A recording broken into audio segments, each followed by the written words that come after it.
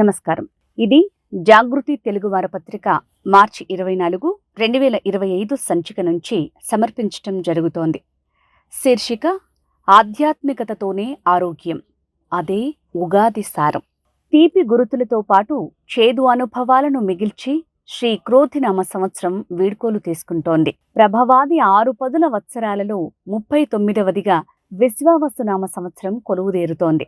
దీని పేరును, రీతిని బట్టి ధనం సమృద్ధిగా లభిస్తుంది అని పంచాంగకర్తలు, జ్యోతిష ప్రముఖులు విశ్లేషిస్తున్నారు. ఇక్కడ అంటే ధనం కేవలం నగదు కాదని, ఆనందారోగ్యాలు సంపదతో సమానమని వ్యాఖ్యానిస్తున్నారు. దాటిపోతున్న ఏడాదిలోని శుభాశుభాలను మననం చేసుకుంటూ కొత్త సంవత్సరంలో శుభాలు కలగాలని, విశ్వావసు అందరి విశ్వాసాలను నిజం చేయాలని అభిలషిద్దాం. ప్రతి పండుగకు ఏదో ఒక హేతుబద్ధ నేపథ్యం ఉంటుంది.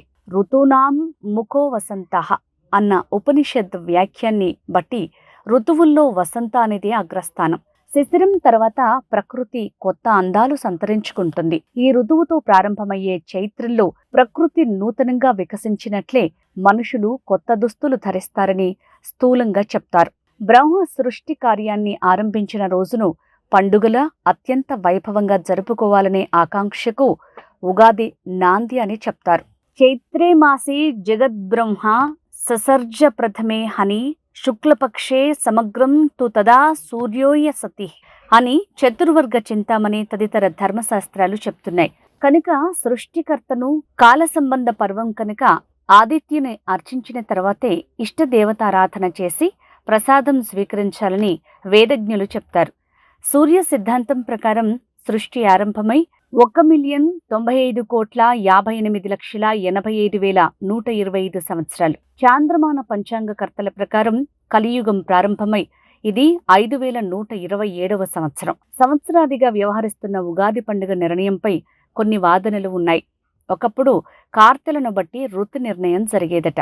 ఉత్తరాయణ ప్రవేశకాలంలో అంటే ధనిష్ఠ కార్తెతో ప్రారంభమైన శిశిర ఋతువుతో మాఘపూర్ణిమ నుంచి సంవత్సరం ప్రారంభమయ్యేదని పరిశోధనా గ్రంథాలు పేర్కొంటున్నాయి. కృతయుగం విశాఖ శుద్ధ విదియ నాడు, త్రేతాయుగం కార్తీక శుద్ధ నవమి నాడు, ద్వాపర యుగం శ్రావణ శుద్ధ త్రయోదశి నాడు, ఈ యుగం చైత్ర శుద్ధ పాండ్యమి నాడు ప్రారంభమయ్యాయని ధర్మశాస్త్రాలు పేర్కొంటున్నాయి. చంద్రుడి గమనం ద్వారా తిథి నక్షత్రాలను తెలుసుకోవటాన్ని చాంద్రమానం అంటారు. తెలుగువారు దీనినే పాటిస్తారు. ఊ అంటే నక్షత్రం, గా అంటే గమనం, ఉగ అంటే నక్షత్ర గమనం. ఉగాది అంటే నక్షత్ర గమనాన్ని లెక్కింపు మొదలుపెట్టిన రోజు అని కొందరి అభిప్రాయం. కొన్ని పండుగల విషయంలో తిథి నక్షత్రాలే ప్రధాన పాత్ర వహిస్తాయని పంచాంగకర్తలు చెప్తారు. ధర్మశాస్త్రాలు పేర్కొంటున్నాయి. ఉదాహరణకు ఉగాదిని తీసుకుంటే సూర్యోదయానికి పాడ్యమి ఉంటేనే సంవత్సరాది, మధ్యాహ్నానికి చవితి నవమి తిథులు ఉంటేనే వినాయక చవితి, శ్రీరామ నవమి, అర్ధరాత్రి వేళకు అష్టమి తిథి ఉంటేనే కృష్ణాష్టమి.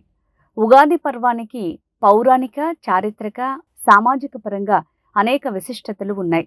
సోమకుడనే దానవుడు అపహరించిన వేదాలను కాపాడేందుకు శ్రీ మహావిష్ణువు చైత్రశుద్ధ పాడ్యమి నాడే మత్స్యావతారం దాల్చాడని ఐతిహ్యం. శ్రీరామచంద్రుడు, ధర్మరాజు, మహావీరుడు విక్రమాదిత్యుడు, శాలివాహనుడు చైత్రశుద్ధ పాడ్యమి నాడే పట్టాభిషక్తులయ్యారు. ఉగాది పచ్చడి సేవనం కేవలం మొక్కుబడి కాకూడదంటారు పెద్దలు. ఇందులోని 6 రుచులతో మానవ జీవితం ముడిపడి ఉంది. కష్టసుఖాలను, సుఖ దుఃఖాలను ఒకేలా స్వీకరించాలని ఆ షడ్రుచుల ప్రసాదం చెప్తోంది. ప్రధానంగా తీయదనం విజయానికి, చేదును పరాజయాది అపఖ్యాతులకు ప్రతీకలుగా చెప్తారు. అంతేకాదు ఇందులో వైద్య అంశాలు, ఆరోగ్య రహస్యం కూడా ఇమిడి ఉంది. షడ్రుచుల ప్రసాదం వ్యాధి నిరోధక శక్తిని పెంచుతుందని వైద్య శాస్త్రం పేర్కొంటోంది. ఉగాది నుంచి చైత్ర పూర్ణిమ వరకు దీనిని సేవించటం వల్ల సంవత్సరం అంతా ఎలాంటి అనారోగ్య లక్షణాలు పొడచూపవని, వాతపిత్త శ్లేష్మాల వల్ల కలిగే దోషాలు తొలగిపోతాయని ఆయుర్వేదం పేర్కొంటోంది. శతాయుష్యం వజ్రదేహం తదాప్త్యర్థం సుఖానిష సర్వారిష్ట వినాశంచ నింబకందల భక్షణం అని చెప్తోంది. వేపపూత పచ్చడిని ఆరగించటం సకల అరిష్టాలకు విరుగుడు అని, త్వామష్ట శోక నరాభీష్ట మధుమాస సముద్భవ నిబామి శోక సంతాప్తం మమ శోకం సదా కురు అనే శ్లోకాన్ని పఠిస్తూ ఉగాది పచ్చడిని స్వీకరించాలని శాస్త్రవచనం. ఈ ప్రసాదం తయారీలో వినియోగించే ప్రతి పదార్థానికి ఒక ప్రత్యేకత ఉందని వాటి వినియోగంలో తెలుస్తుంది. ఉదాహరణకు బెల్లం, వేప కలిపి తినటం వల్ల దేహం వజ్రసమం అవుతుందట. సంవత్సరానికి ఒకసారి ఉగాది నాడు తీసుకునే వేప ప్రసాదం వల్ల ఏడాదంతా వ్యాధులు రావా అనే సందేహం వెలిబుచ్చే వారికి శాస్త్రం సమాధానం చెప్పింది. చైత్ర శుద్ధ పాడ్యమి నుంచి నవమి వరకు ఉప్పు, కారం, వగరు, చేదు, పులుపు, తీపి రుచులు కలగలిసిన పచ్చడి తినటం ఆరోగ్యానికి ఎంతో మేలు అని శాస్త్రాలు చెప్తున్నాయి. గతంలో చైత్ర శుద్ధ పాడ్యమి నుంచి పౌర్ణమి వరకు దీనిని సేవించేవారట. కొత్త సంవత్సరంలోని పరిణామాలను తెలుసుకునేందుకు పంచాంగ శ్రవణం చేస్తారు. తిథి, వార, నక్షత్ర, యోగ, కరణాలను పంచాంగం అంటారు. ఇవి పంచబ్రహ్మల సృష్టి అని శాస్త్రవచనం. తిథి ప్రోక్తం మనుబ్రహ్మ వారస్య మయ సంభవం నక్షత్రం త్వష్టృ రూపంచ శిల్పయోగం తదైవ చ దైవజ్ఞం కరణం చైవ ఇత్వేతత్ అంగలక్షణం. మనుబ్రహ్మ తిథిని, మయబ్రహ్మ వారాన్ని, త్వష్టృ బ్రహ్మ నక్షత్రాన్ని, శిల్పి బ్రహ్మ యోగాన్ని, విశ్వజ్ఞ బ్రహ్మ కరణాన్ని సృష్టించారని శాస్త్రం. వీటిని దేవతా స్వరూపాలుగా సంభావించి నిత్యం తలుచుకోవటం కాలదేవతా శక్తిని ఆరాధించటమేనని ఆధ్యాత్మికవేత్తలు చెప్తారు. శ్రీ కళ్యాణ గుణావహం రిపుహరం దుస్వప్న దోషాపహం గంగా స్నాన విశేష పుణ్య ఫలదం గోదానతుల్యం నృణాం ఆయుర్వృద్ధి దముత్తమం శుభకరం సంతాన సంప్రత్పదం నానాకర్మ సుసాధనం సముచితం పంచాంగమాకర్ణ్యతాం అని పంచాంగ శ్రవణం విశిష్టతను శ్లాఘించారు. నవనాయకుల గణన ద్వారా సంవత్సర ఫలితాలను మదింపు చేస్తారు. అంటే రాజు, మంత్రి, సేనాధిపతి, సైన్యాధిపతి, ధాన్యాధిపతి, ఆర్ఘాధిపతి, మేఘాధిపతి, రసాధిపతి, నీరసాధిపతి అందించే ఫలాలను, శుభాశుభ ఫలితాలు, లాభనష్టాలు, కష్టసుఖాలు, సంఘటనలు లాంటివి చెప్తారు. రాశి ఫలాలను తెలుసుకోవటం ద్వారా వాటిని ముందే అవగాహన చేసుకుని కార్యక్రమాలు, కార్యాచరణను రూపొందించుకుని విజయ పథంలో సాగిపోవాలి అన్నది పంచాంగ శ్రవణంలోని అంతరార్థమని చెప్తారు. ఉగాది నాడు పంచాంగ శ్రవణంతో పాటు కవి సమ్మేళనాలు, సాంస్కృతిక కార్యక్రమాల నిర్వహణ పెద్ద ముచ్చట.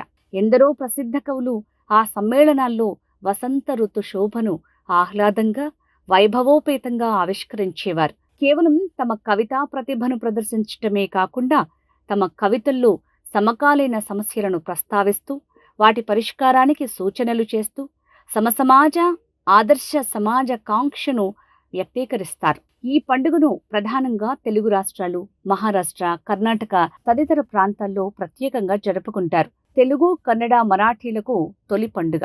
చాంద్రమానం రీత్యా ఇది సర్వప్రథమైన రోజు. రెండు తెలుగు రాష్ట్రాలు కర్ణాటకలో ఉగాదిగా, మహారాష్ట్రలో గుడిపాడ్వాగా, తమిళులు పుత్తాండుగా, మలయాళీలు విషు, బెంగాలీలు పోయిలా బైశాఖ్, సిక్కులు వైశాఖి అనే పేరుతో ఇలా వివిధ ప్రాంతాల వారు సంవత్సరాదిని జరుపుకుంటారు. తిరుమలలోని శ్రీనివాసుడికి నిర్వహించే ప్రధాన ఉత్సవాలలో ఉగాది ఆస్థానం ఒకటి. ఆలయ కార్యక్రమాలు, ఉత్సవాలు ఉగాది నుంచే ప్రారంభమవుతాయి.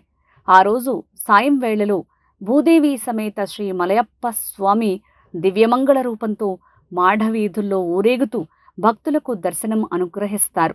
ఇది 40 రోజుల పాటు, అంటే వైశాఖ శుద్ధ దశమి వరకు కొనసాగుతుంది. ఇది జాగృతి తెలుగు వారపత్రిక మార్చి 24, 2025 సంచిక నుంచి సమర్పించటం జరిగింది.